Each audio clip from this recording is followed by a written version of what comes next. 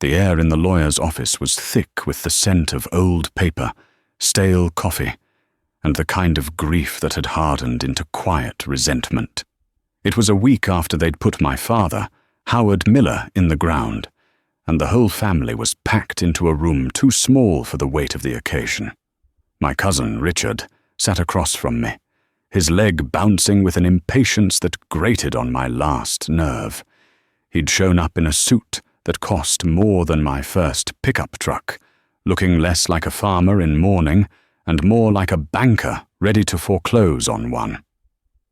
Mr. Abernathy, a man whose face seemed permanently fixed in an expression of solemn duty, cleared his throat and unfolded the last will and testament of Howard Miller.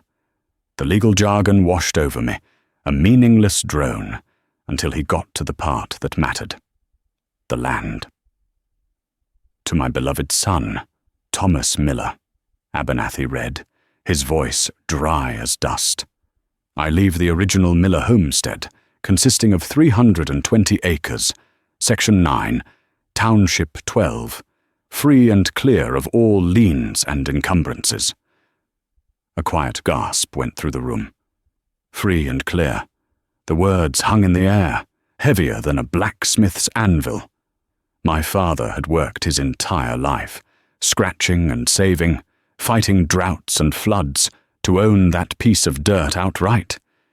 It was his legacy, his monument built of soil and sweat. Abernathy continued, I further bequeath to my son Thomas all farm equipment, tools and livestock present on said property at the time of my passing. I felt a lump form in my throat. I knew what that meant.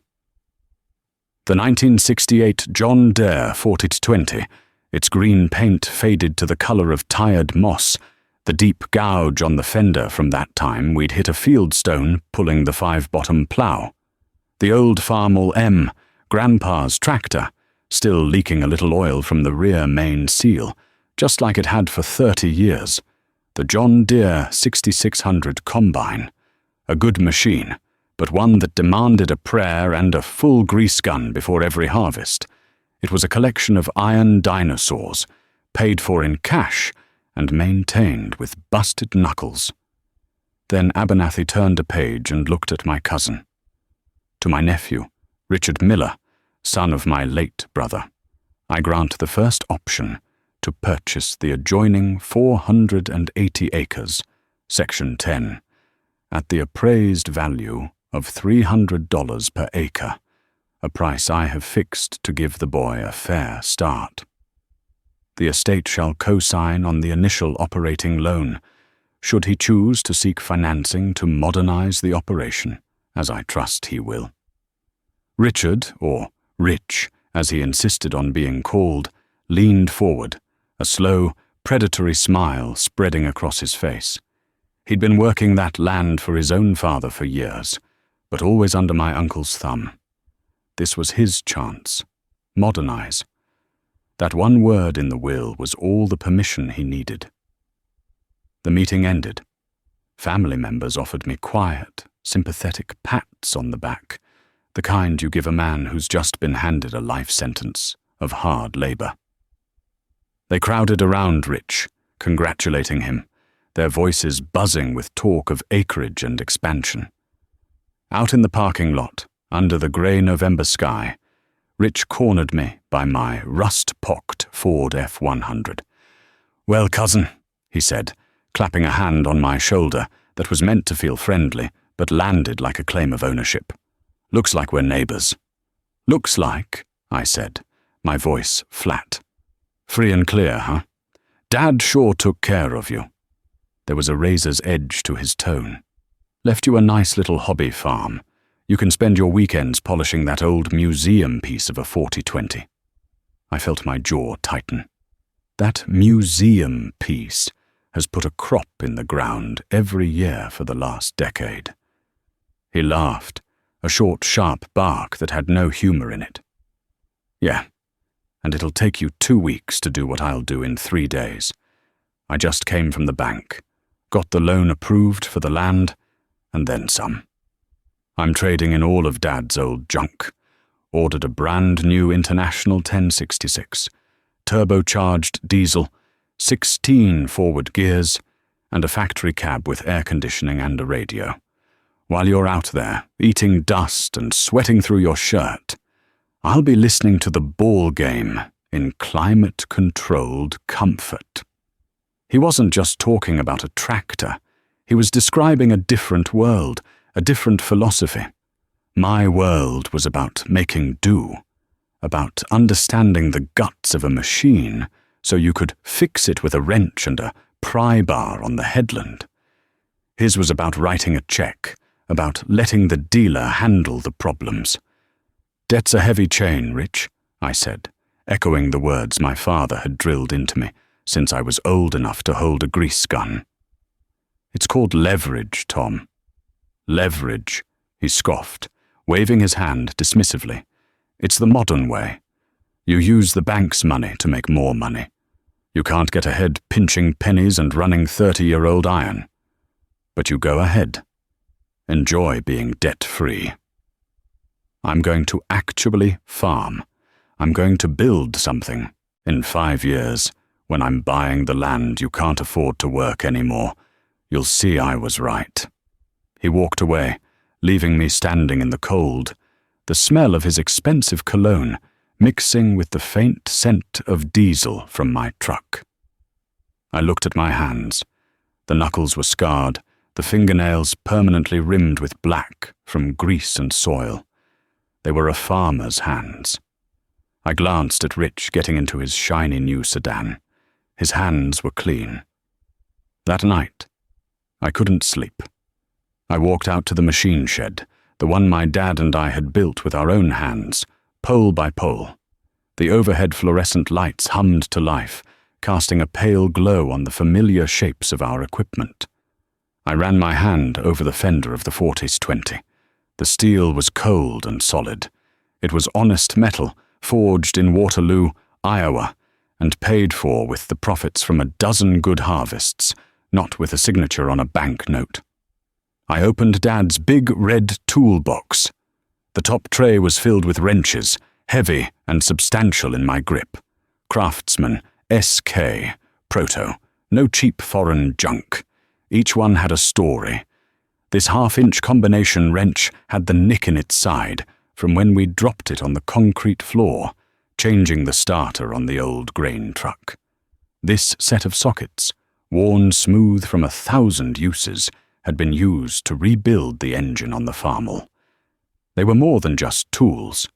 They were an extension of my father's hands, of my grandfather's hands. They were a physical connection to the men who had taught me everything I knew.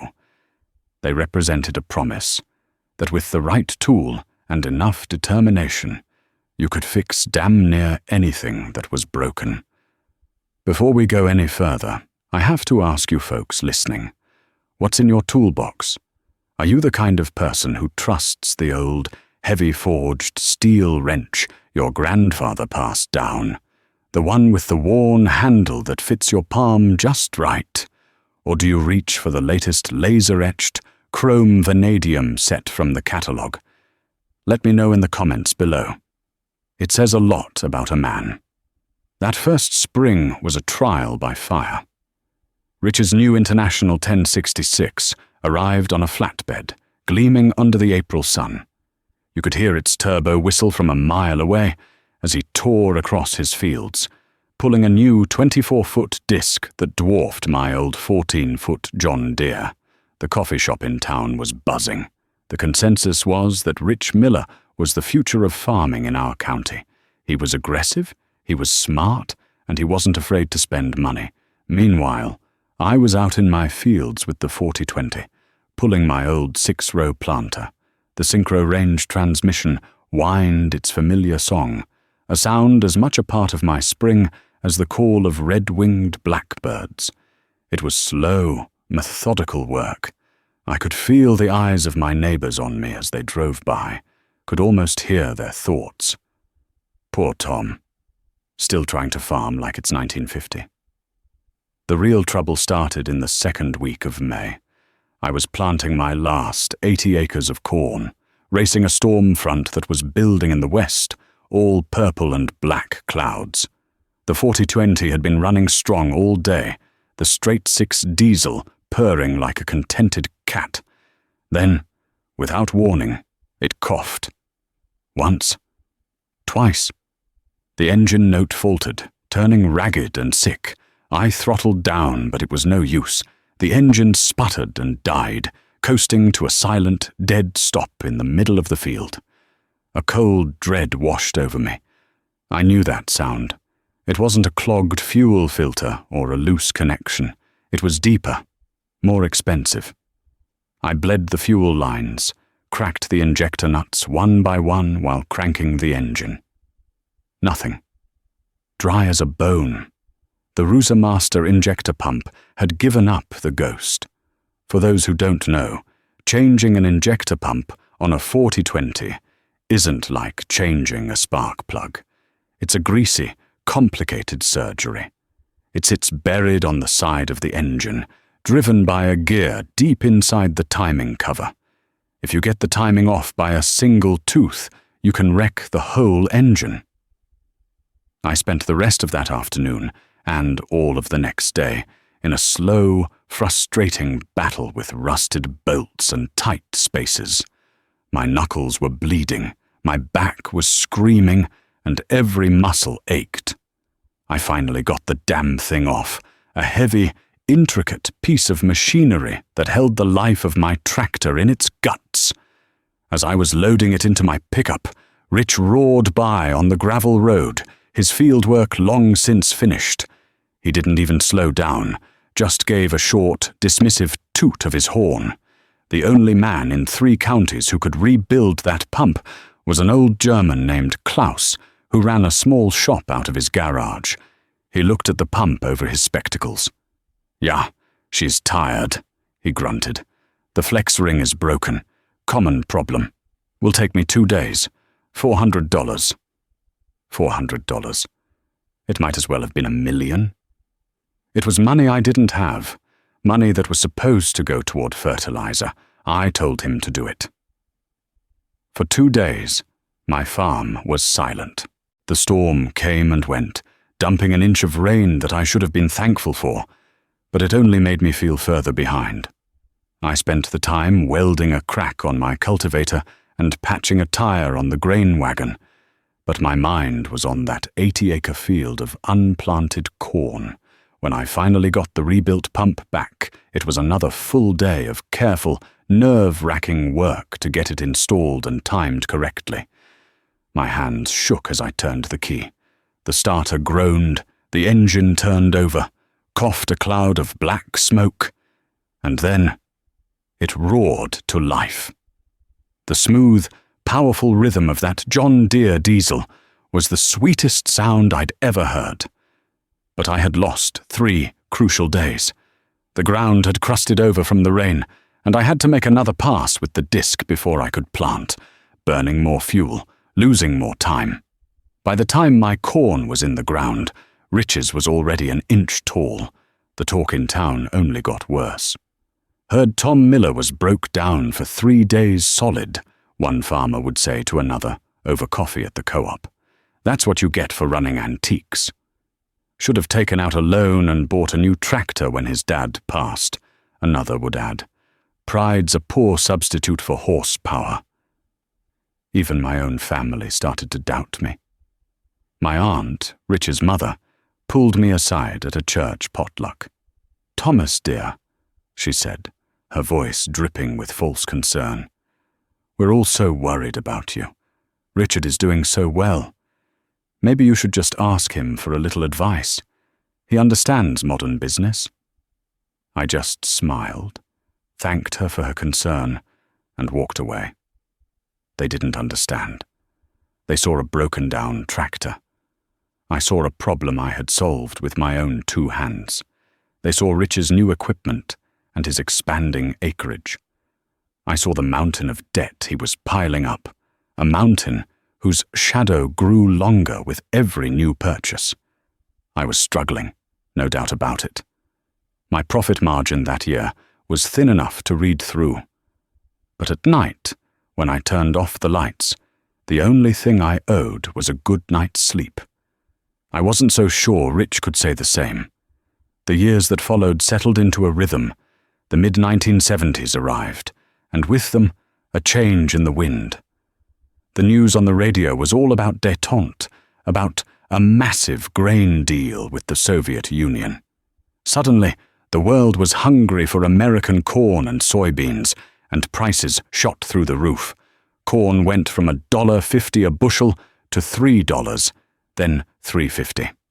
Land that had been appraised at $300 an acre when my father died was now selling for $1,000, then $1,500.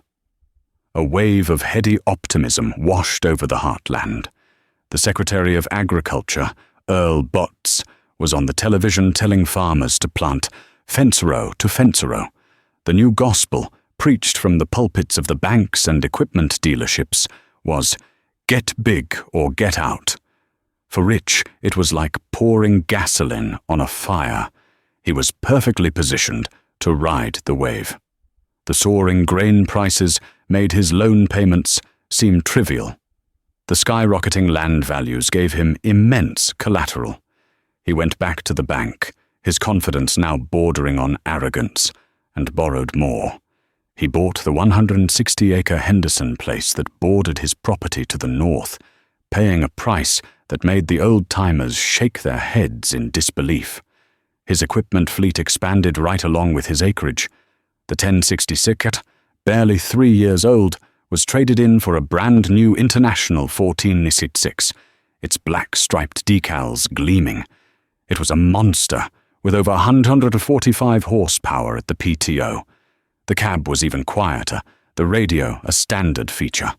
A year later, he bought one of the first big four-wheel drive tractors in the county, a massive Steiger Panther, for his heavy tillage. He could now pull a 30-foot chisel plow, preparing ground at a rate I could only dream of. His old International 1460 combine was replaced by a newer, bigger model. His wife drove a new Ford Country Squire station wagon with fake wood paneling on the sides. They were the very picture of farming prosperity. He made sure I knew it. At the annual Miller family reunion, held in the town park, he cornered me by the barbecue pit. "Still running that old 40-20, Tom?" he asked, loud enough for everyone to hear. He took a long swallow of his beer. "I saw you out there cultivating last week. Looked like you were moving in slow motion." "It gets the job done," I said, keeping my voice even. "Getting the job done isn't enough anymore, cousin," he said, poking me in the chest with his finger. "You've got to be efficient. You've got to grow. Look at me. I'm farming over 1,000 acres now. You're still sitting on your original 320. You're sitting on a gold mine, Tom, and you're using a shovel to dig it out while I'm using an excavator. I told you this would happen." I didn't argue. There was no point. In the eyes of my family, in the eyes of the entire community, he was right. I was the fool. I was the man who had been handed a golden opportunity, a debt-free farm in the middle of the biggest agricultural boom in history, and had done nothing with it. They saw my faded equipment, my patched-up machine shed, my 10-year-old truck, and they saw failure. They saw a man afraid to take a risk, a man stuck in his father's past. But they didn't see what I saw. I saw the interest rates on the radio news ticking up, quarter point by quarter point, as the Federal Reserve tried to fight inflation. I heard my father's voice in my head, a constant, steady warning. "A boom is just a bust waiting to happen, son. Debt is a wolf at the door. It's quiet when you're feeding it, but it'll eat you alive the moment you can't." I took the profits from those good years, and instead of leveraging them for more land, I invested them back into my own operation, on my own terms. I didn't buy new, but I bought smart. I found a used John Deere 7700 combine, a step up from my old 6600, and paid cash for it. It was a 10-year-old machine, but it had a bigger grain tank and a wider header, and I knew I could keep it running. I used the extra money to build a proper, insulated workshop inside my machine shed, complete with a concrete floor, a heavy-duty vise, and a new Lincoln arc welder. I bought bulk tanks for fuel, so I could stock up when prices were low. I replaced the leaky roof on the old barn. Every purchase was made with a check, not a loan. Every improvement was a brick in the foundation, not another story on a house of cards. My biggest project was the 4020. Its engine was getting tired, burning a little oil, the blow-by getting worse each year. Instead of trading it in, I decided to give it a new heart.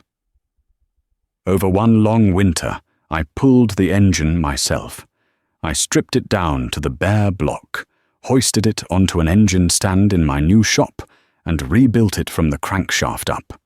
I ordered a complete overhaul kit, new pistons, sleeves, bearings, the works. I honed the cylinders, plastigaged the bearings, torqued every bolt to spec, following the technical manual like it was scripture.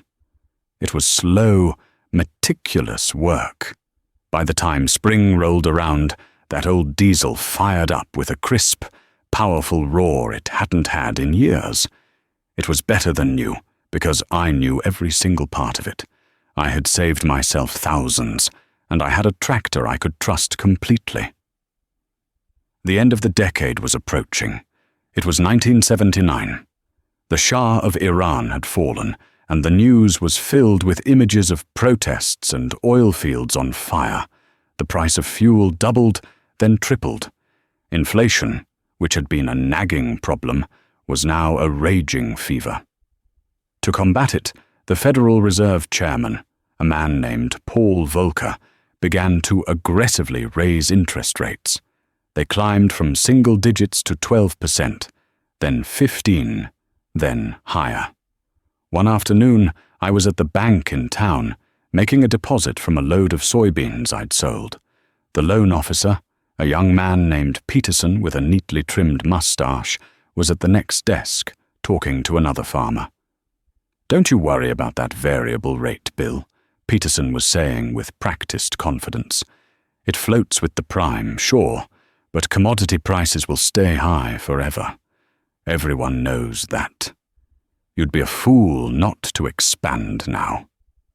A cold knot formed in the pit of my stomach. It was the same logic, the same blind optimism that Rich had been spouting for years. As I finished my transaction and walked toward the door, I looked out the big plate glass window.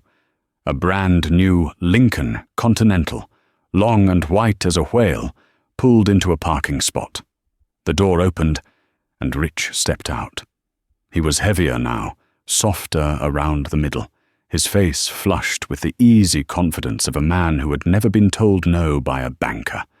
He didn't even see me as he strode into the bank, ready to sign another note, to add another link to his chain. I drove home as the sun began to set, painting the western sky in shades of orange and blood red. I didn't go inside the house.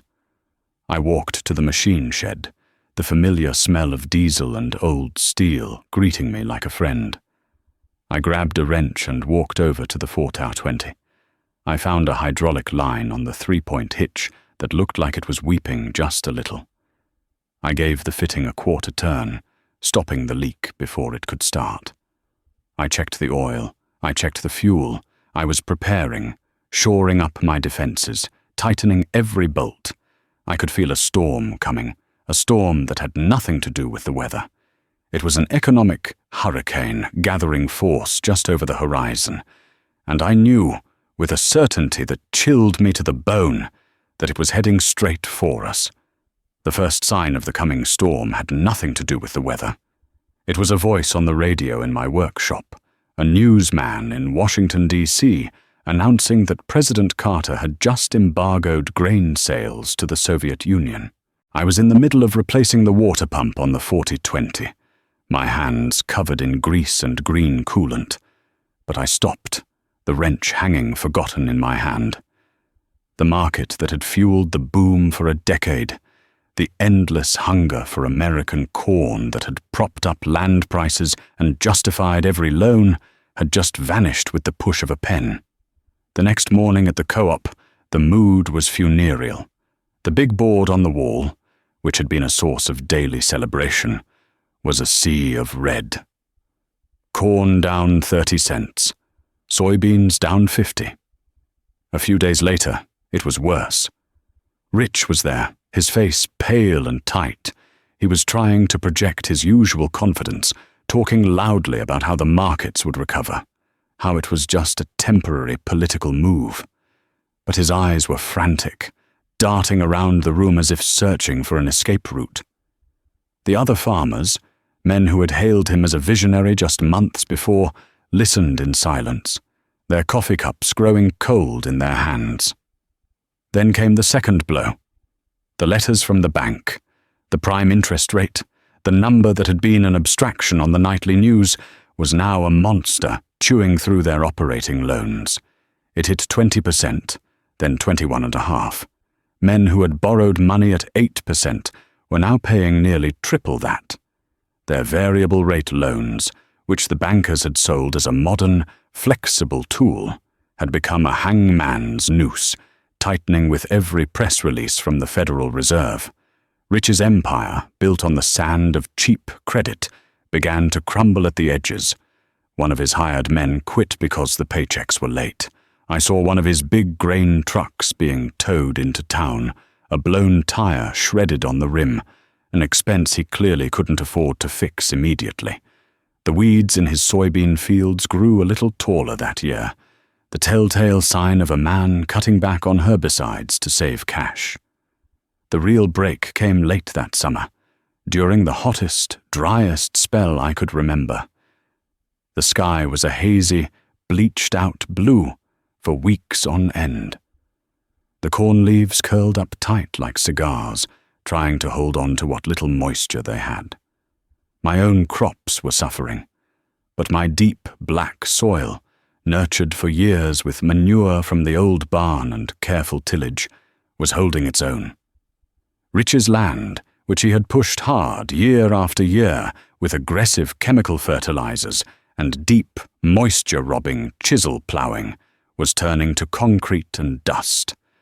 I was cultivating my last field of beans, the old Farm All M chugging along steadily, when I saw it.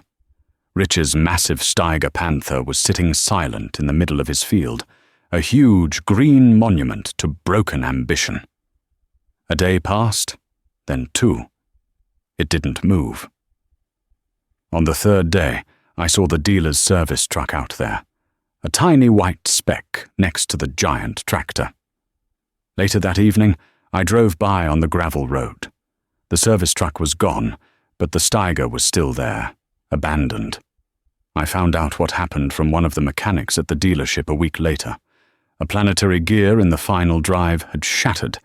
It was a catastrophic failure, a result of pulling too heavy a load in the hard, dry ground. The repair estimate was over $10,000. The mechanic said Rich had just stared at the piece of paper, his face ashen. He told them to leave the tractor where it sat. He couldn't pay. For the rest of that season, the Steiger sat in that field, a silent, rusting testament to the difference between credit and cash.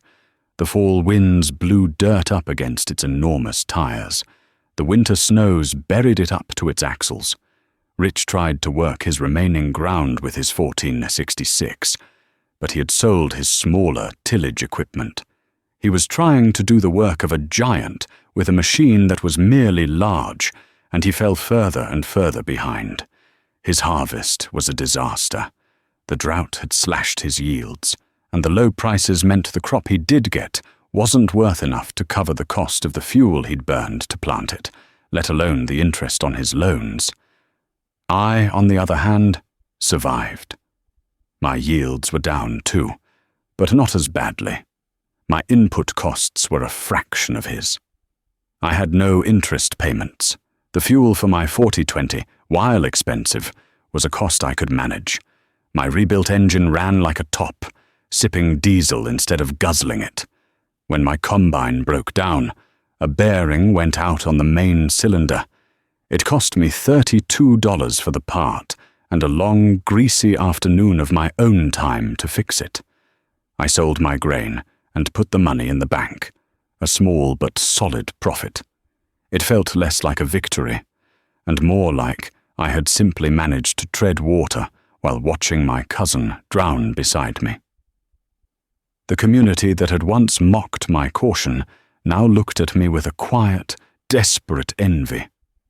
The tide had turned, and I was one of the few who hadn't been swept out to sea. The heart of the crisis, the years from 1983 to 1986, was a slow, grinding funeral for a way of life. The classified section of the county newspaper, once filled with ads for hired hands and seed corn, became a graveyard of ambition. Farm auction, the bold headlines read, followed by a list of a family's entire world. John Deere 4440, excellent condition. International 1460 combine, full line of tillage and planting equipment, household goods. Every Saturday, another farm went under the hammer. Friends and neighbors stood in muddy farmyards, their faces grim, watching as the auctioneer's rhythmic chant disassembled a lifetime of work, piece by piece. They were there to support their friend, but also to pick through the bones, hoping to find a bargain on a piece of equipment they needed, but couldn't afford to buy new. The bank in town transformed. The friendly loan officers who had pushed expansion and leverage were gone, replaced by stone-faced men from a regional office, men they called workout specialists. Their job wasn't to help farmers, it was to liquidate assets and recover the bank's money. The optimism of the 70s was a distant, bitter memory. Rich held on longer than most. He was too big to fail quickly. He sold off a 40-acre parcel here, a 60-acre parcel there, feeding the wolf at the door just enough to keep it from tearing the house down. But it was a losing battle. The land he was selling was fetching less than half of what he'd paid for it, while the interest on his remaining debt continued to compound at a sickening rate. He and his wife sold their Lincoln Continental and the country squire wagon. He was driving an old, rust-eaten Chevrolet pickup that smoked on startup. He lost weight. The confident, arrogant man I had known was replaced by a haunted, hollowed-out stranger who looked 10 years older than he was. His day of reckoning came on a cold, grey morning in March of 1985. The notice for his auction was the biggest one the paper had ever printed.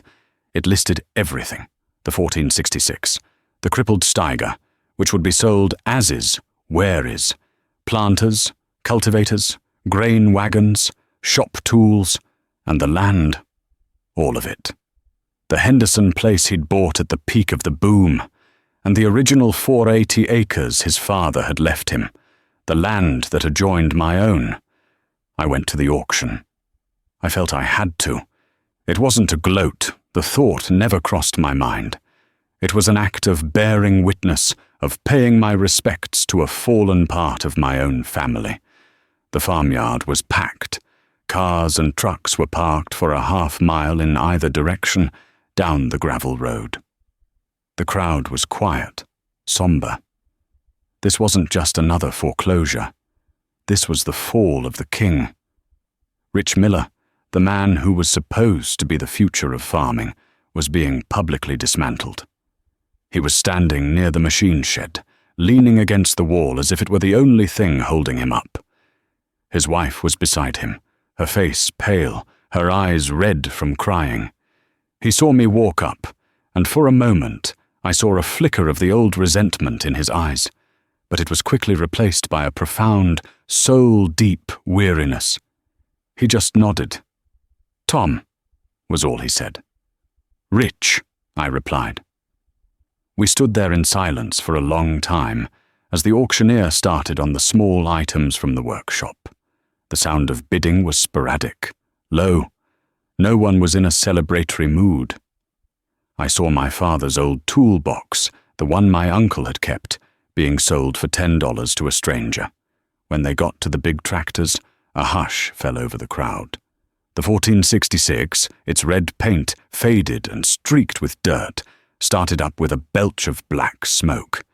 It sold for a quarter of what he'd paid for it. The Steiger, which had to be described by the auctioneer since it couldn't be moved, brought little more than scrap value. I watched his face as each piece of his modern empire was sold off, and with each fall of the gavel, he seemed to shrink a little more. I stayed through it all. I bought nothing. I was just there. As the auctioneer moved on to the household goods, I walked over to my truck to leave. I couldn't watch them sell his furniture, his family's beds. As I was pulling out, I looked in my rearview mirror. Rich was still standing there, a solitary figure against the backdrop of his empty machine shed, a captain who had refused to abandon his sinking ship, even after it had already settled on the bottom of the sea. A week after the auction, there was a knock on my door. It was late, well after dark. I opened it to find Rich standing on my porch, silhouetted against the cold night. He was holding his hat in his hands. "Can I talk to you, Tom?" he asked. His voice was quiet, raspy. I stepped aside and let him in. We sat at the kitchen table, the same table where my father and I had figured our expenses 100 times. For a long time, he just stared at his hands, turning his worn-out work cap over and over. "They took everything," he finally said, his voice cracking. "The bank? They took it all. We're moving into a rental house in town. Carol got a job at the grocery store." I didn't know what to say. I just poured him a cup of coffee. He took a sip, the warmth of the mug seeming to steady him. "You know what I keep thinking about?" he said, looking up at me, his eyes clear for the first time in years. "That day in the lawyer's office, you remember what you said? Debt's a heavy chain." I laughed at you. I called it leverage. He gave a short, bitter laugh. Leverage. It's just a fancy word for a fool's bet, isn't it? You bet the farm, and you hope the dice come up in your favor. My dice came up snake eyes. He shook his head slowly. Dad and Uncle Howard, they knew. They lived through the 30s. They knew what a bust felt like. They tried to tell us. Your dad left you at that land free and clear for a reason. He was giving you a lifeboat. My dad, he gave me a chance, and I used it to build the biggest, fanciest, fastest sinking ship in the county. He finally looked me square in the eye. "You were right, Tom. All this time you were right. I was building on air, and you were building on bedrock. I'm sorry. For all of it." The apology hung in the air between us. There was no triumph in it for me, only a deep, shared sorrow. He hadn't just lost a farm. He had lost his way. "The bank is selling the land next week," I said quietly. "The 480? He nodded, staring into his coffee cup. "I know. They'll break it up. Sell it off in parcels to the highest bidder. Some corporation from out of state, probably. It'll never be the Miller farm again." The next Tuesday, I put on my only suit, the one I wore to church and funerals, and drove to the county courthouse. The land auction was being held in a small, stuffy room in the basement. There were only a few people there, a couple of local farmers who had weathered the storm like I had, and two men in expensive suits who I knew represented an insurance company that had been buying up distressed farmland. The bidding started on the original 480 acres, offered as a single parcel. The insurance men started the bidding, their voices crisp and professional. One of the local farmers jumped in, then another. The price climbed slowly, painfully. It was still a bargain compared to the peak years, but it was a life-changing amount of money. The local farmers dropped out one by one, shaking their heads. It came down to me and the insurance men. The auctioneer looked at me. The man in the suit had just bid $150,000. It was a fair price, maybe even a little high in the current market. I thought of my father, of the promise I felt I had made to him standing in that machine shed all those years ago. I thought of my grandfather, who had broken that very sod with a team of horses. This wasn't just dirt, it was history. It was family. 151,000, I said, my voice steadier than I felt. The men in suits conferred for a moment. Then one of them shook his head at the auctioneer. "Sold!" the auctioneer cried, his gavel cracking down on the wooden desk. The sound echoed in the quiet room like a rifle shot. That afternoon, I found Rich down by the river, skipping stones across the water with his young son. I walked up and stood beside him. "I bought the land," I told him. He stopped, a flat stone in his hand. He looked at me, his expression unreadable. "Why?" "Because it's Miller land," I said. "It should stay that way." I paused, taking a breath. "I'm going to need help farming it. It's too much for one man. I'll need a good hand. Someone who knows that ground better than anyone. It'll pay a wage. Not much to start. But it's honest work. There's a small tenant house on the back corner of the property. It's empty. Needs some work, but it's sound." Tears welled up in his eyes. He quickly turned away, pretending to watch his son, but I saw his shoulders shake. He didn't say anything for a long time. He just skipped another stone, watching it bounce across the surface of the water. "Thank you, Tom," he finally managed to say, his voice thick with emotion. Life settled into a new kind of normal. The farm crisis slowly receded, leaving deep scars on the landscape and the community. Rich and his family moved into the tenant house. He worked for me, and he worked harder than I'd ever seen him work before. The arrogance was gone, replaced by a quiet humility. He was a good mechanic, and having his help meant I could keep my aging fleet of equipment in better shape than ever. We were cousins again, but more than that, we were partners, bound together by the land. Years passed. The 1980s gave way to the 90s. My own son grew from a boy into a young man.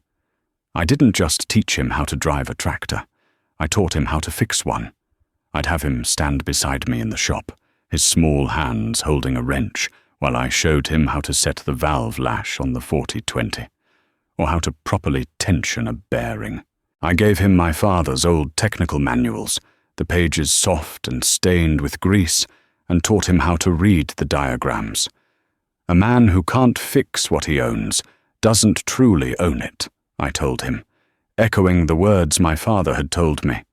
One warm evening in late spring, I stood at the edge of a field, the scent of freshly turned earth rich in the air. The sun was setting, casting long shadows across the land. Out in the middle of the field, the headlights of the 40-20 cut through the twilight. My son was at the wheel, pulling the planter, the familiar whine of the synchro-range transmission carrying on the breeze. The engine, the one I had rebuilt with my own hands that long winter ago, ran with a smooth, confident rhythm. Rich's son, now a teenager, was working with him on the other side of the farm, running the cultivator. A new generation was learning the feel of the soil, the weight of a wrench, the satisfaction of a day's hard work. I looked out over the combined 800 acres, my land and the land I had bought back. It was all paid for, free and clear. My father's legacy wasn't just the 320 acres he'd left me. It was the wisdom he had hammered into my soul like a blacksmith shaping steel. It was the understanding that true wealth isn't measured in acreage or horsepower, but in freedom from debt, in self-reliance, in the knowledge passed down from one generation to the next. The sound of that old John Deere diesel, purring across the darkening fields, wasn't just the sound of a tractor. It was the sound of survival. It was the heartbeat of the farm. And it was the sound of a promise, kept